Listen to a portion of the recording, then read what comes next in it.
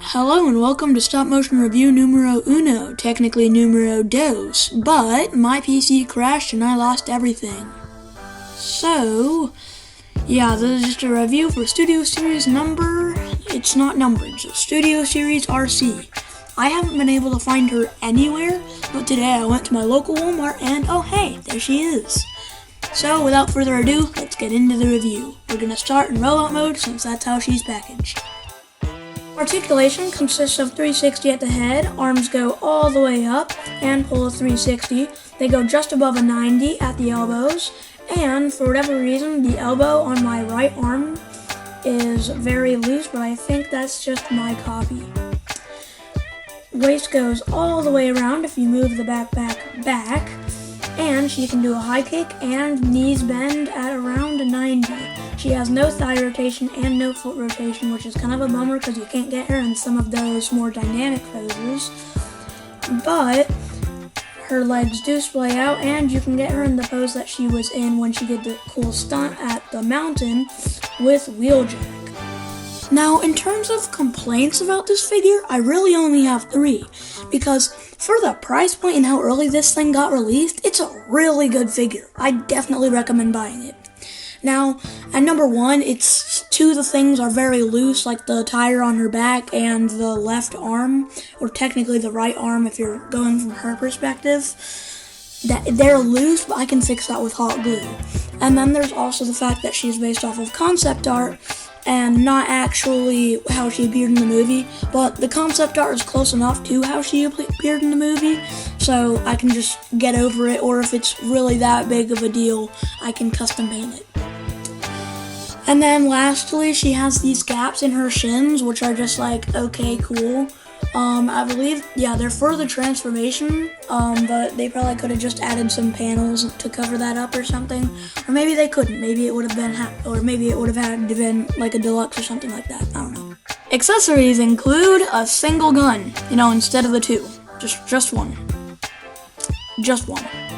Anyways, now the part we've all been waiting for. The transformation! So, you're going to want to start off with folding the head forward and down, then straighten out all the limbs. Then, you want to kind of shimmy up the arms, and really just gotta kind of puzzle piece them together, otherwise it ends up looking really weird, and you will not be able to get this on your first try. Trust me. No one will. But once you have that centered and shimmied all together, now you rotate at the waist, go full Jean-Claude Van Damme with the splits, and fold up the hood and rotate the wheel forward. Now you rotate the thighs, so that way the red part is facing up, and then fold the legs down like it's just a walking motorcycle. Fold out the wheels, and then shimmy the legs up, so that way it looks like it's one piece with the thighs.